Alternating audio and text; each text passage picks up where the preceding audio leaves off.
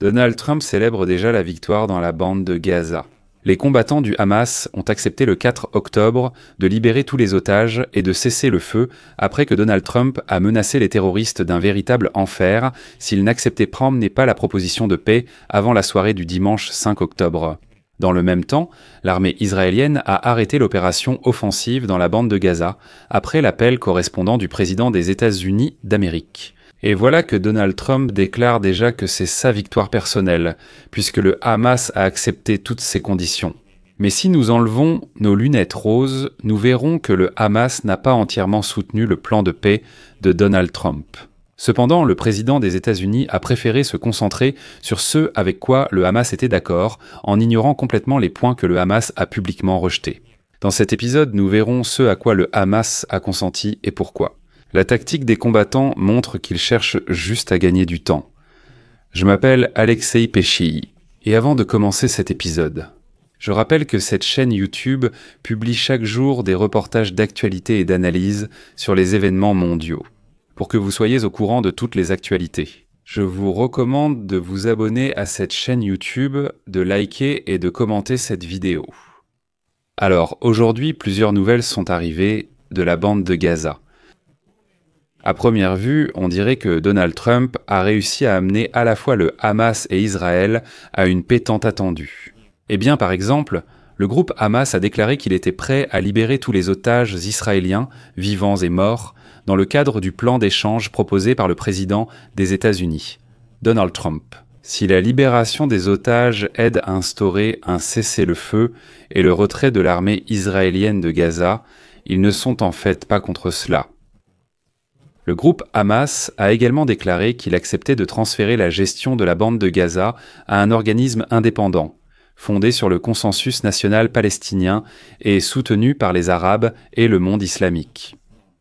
Le porte-parole officiel du Hamas, Moussa Abou Marzouk, a ajouté qu'ils sont prêts à négocier sur toutes les questions liées au mouvement et au désarmement. Plus tard, Trump a demandé qu'Israël stoppe immédiatement les bombardements à Gaza pour permettre la libération sûre des otages. Selon lui, le mouvement Hamas a en jugé par la déclaration est prêt à une paix à long terme. Et voilà qu'Israël déclare effectivement avoir cessé toutes les actions offensives dans la bande de Gaza afin de donner une nouvelle chance à ces négociations. Donald Trump a affirmé que c'était sa victoire personnelle, déclarant cela hier, je cite. L'accord avec le Hamas doit être conclu avant dimanche soir à 6h, heure de Washington. Tous les pays ont signé l'accord. Si cet accord, qui est la dernière chance, n'est pas conclu, le Hamas subira un enfer jamais vu auparavant. Aujourd'hui, la Maison-Blanche a appris que le Hamas, après près de 5 jours, a répondu à la proposition en 20 points du président Donald Trump sur la fin de la guerre à Gaza. Les responsables ont soutenu si rapidement la déclaration du groupe qu'ils en ont publié le texte complet sur les réseaux sociaux, et à un moment donné, ils l'ont même attribué par erreur à Donald Trump lui-même. C'est ici que débute le plus intéressant, et surtout le plus effrayant. En fait, dans la réponse du Hamas, il n'y a pas une seule approbation complète de chacun des 20 points de Donald Trump, y compris des points aussi importants que l'exigence pour le Hamas de se désarmer et de détruire ses armes, ainsi que l'interdiction de participer à la gestion de Gaza à l'avenir, à Otons Quantsetio. C'est pourquoi, à ce stade, il est clairement indiqué dans le plan de Trump que le Hamas ne pourra plus jamais gouverner la bande de Gaza. Mais dans la réponse du Hamas, il y a autre chose. Al Jazeera publie aujourd'hui la déclaration du Hamas avec un paragraphe intrigant. Le groupe Hamas a déclaré qu'il était prêt à transférer la gestion de la bande de Gaza à un organisme indépendant fondé sur le consensus national palestinien et soutenu par les Arabes et l'islam. Jusqu'ici, cela correspond à peu près à ce que Donald avait demandé. Mais ensuite, la déclaration indique que le Hamas propose à Donald Trump de les intégrer dans une structure palestinienne unifiée, qui administrera la bande de Gaza après la fin de la guerre avec Israël. Cependant, Trump a préféré ne pas tenir compte de ces détails et a décidé de se concentrer sur ce à quoi le Hamas avait consenti, plutôt que sur ce à quoi il n'avait pas consenti. Autrement dit, le Hamas dit clairement qu'il veut conserver le pouvoir dans la bande de Gaza, alors que Trump s'y oppose.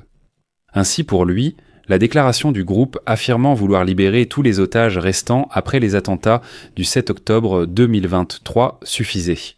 Trump a commencé à agir comme si la paix était déjà signée. Sa réaction, publiée à peine 1 heure après que Hamas ait publié sa réponse en 6 paragraphes, a en fait anticipé toute réaction d'Israël lui-même, y compris le Premier ministre Benjamin Netanyahou que Trump et son équipe ont incité à accepter le plan de paix plus tôt cette semaine. Et voici la citation de Trump. D'après la déclaration que Hamas vient de publier, je pense qu'ils sont prêts pour une paix durable. Israël doit immédiatement cesser les bombardements sur Gaza, afin que nous puissions libérer rapidement et en toute sécurité les otages. Netanyahou en fait n'avait plus qu'à déclarer, je cite, « Israël se prépare à mettre en œuvre immédiatement la première phase du plan de Trump pour la libération immédiate de tous les otages. Nous continuerons à travailler en pleine coopération avec le président et son équipe afin de mettre fin à la guerre conformément aux principes énoncés par Israël et correspondant à la vision du président Trump. » Et même si rien n'a encore été fait pour libérer les otages, Trump célèbre déjà la victoire. Et Trump a déjà qualifié aujourd'hui de grand jour, il dit que c'est un grand jour, une journée sans précédent. Le Hamas a accepté quelque chose, bien qu'il l'ait déjà fait en partie auparavant. Il est révélateur que la réaction de Donald Trump ne paraît pas avoir été coordonnée avec les Israéliens. Au lieu de cela, Donald Trump a rapidement enregistré une vidéo dans laquelle il a personnellement remercié le Qatar, la Turquie, l'Arabie Saoudite, l'Égypte et la Jordanie pour leurs efforts en faveur de la paix. Pour une raison inconnue, il n'a jamais cité Netanyahou. En revanche, Donald Trump a exigé l'arrêt des bombardements sur Gaza. Et cette jubilation de Donald Trump concernant la réponse du Hamas a clairement surpris la direction israélienne. L'exigence de Donald Trump a forcé Israël à arrêter les bombardements de la ville de Gaza, bien qu'Israël ne se préparait à reprendre les négociations qu'en étant sous le feu, et les Israéliens y tenaient fermement. En effet, même selon le plan de paix de Donald Trump, le Hamas doit être éliminé en tant que structure militaire, mais Donald Trump n'a laissé aucun choix à Israël. Hormis la réaction du Hamas et la joie de Donald Trump, aucune information concrète sur la libération des otages n'a été donnée. Des sources confirment que Steve Witkoff, envoyé spécial de Donald Trump, et son gendre Jared Kushner.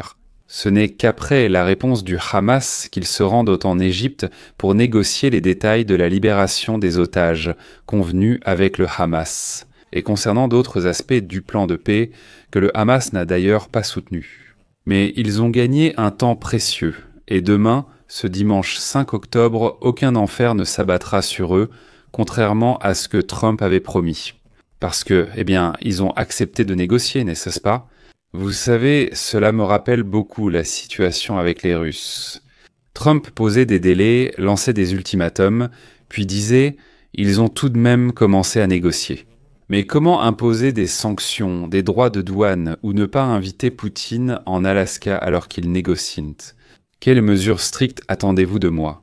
C'est pareil ici. Trump écrit « Si le Hamas refuse mon plan de paix, ils vivront un enfer inédit ». Le Hamas dit « Écoutez, discutons » et Trump répond « Vous voyez, tout va bien. Ils sont prêts pour la paix, il n'y aura pas d'enfer, l'enfer est annulé. On se retrouve en Égypte, on continue les négociations. » Et il est révélateur que même certains partisans de Donald Trump ne croient pas vraiment à la fin de la guerre à Gaza. De plus, le sénateur Lindsey Graham,